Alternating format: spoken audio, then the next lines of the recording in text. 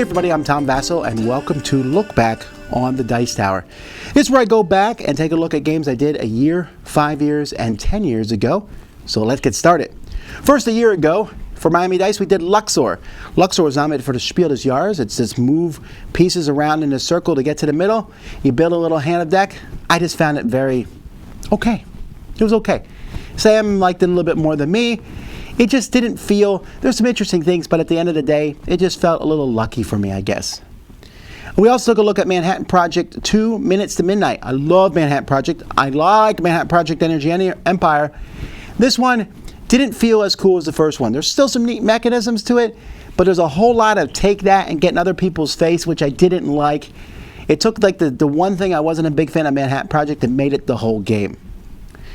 Then there's Pioneer Days. What a great little game. Rolling these dice and drafting the dice and using them to add people, to do various things. There's a lot of choices for like a small game. Nice production values too. Really enjoyed this one. And then Space Base keeps going up for me. I love Space Base. It's probably the most played game in the past 365 days. It's probably Space Base. And if you asked me to play it right now, I would probably consider doing it. That's how much I like it. All right, let's jump to 5 years ago. Bears versus Gorilla versus CEO versus Hippie. Garbage. Chicken. Garbage. Okay, so now let's jump to games that are actually good. Race Formula 90. So this is an interesting racing game. There's actually some pretty interesting thought here as you play cards and do things. Racing games, I would probably put this as excellent, but it needs to be a little faster, the game. The game is a little bit more thoughtful than other racing games, but for pure strategy, this is certainly one of the top. I also took a look at Rivet Wars. Rivet Wars from Commie Games. This has these little chibi World War I type things. It's really interesting. Lots of miniatures. I really like it. There's a lot of things going on. Excellent little game. Timeline. What a great game. Trying to put cards in order. There's like 80 versions of this at this point in time. They're all good. You can mix them. I highly recommend it. And Chaos Ball, another game from Commie.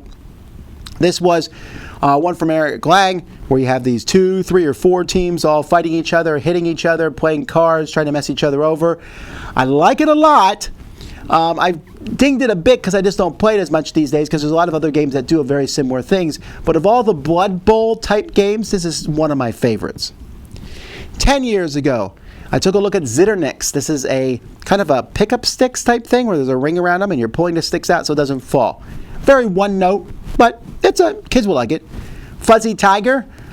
This game came, this is, I believe it was from China, the original game, and it's basically just about not having the tiger get you. A little simple game. Again, I think kids might like it. Nosy Bear. Another game. This one's for younger kids trying to find the nose for the bear. Then we have Garlic Vampires, another kids game, but I really like this one.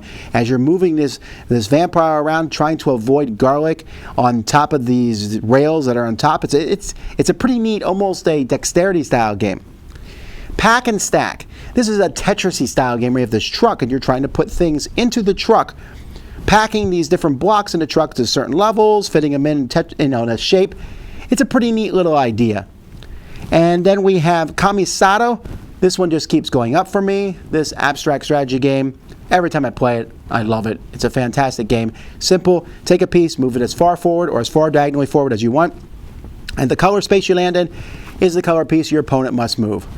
Great, super fun. The Dutch Golden Age is one of the few roll and move games I would recommend. You roll a die, move something around the outside of the board, and that will give you the actions that you take. Other than that, though, it's a little bit forgettable over time. And then Lahav. 10 years ago, I played Lahav, one of my favorite games, one of Uwe Rosenberg's best games. Every time I play this, I'm thrilled by the choices in it, taking resources, using those resources to build houses and different spots, worker placement. Oh, such a good game. Highly recommend it. And that's my favorite game from 10 years ago. I'm Tom Vasel. You've been watching Look Back on the Dice Tower. We'll see y'all next time.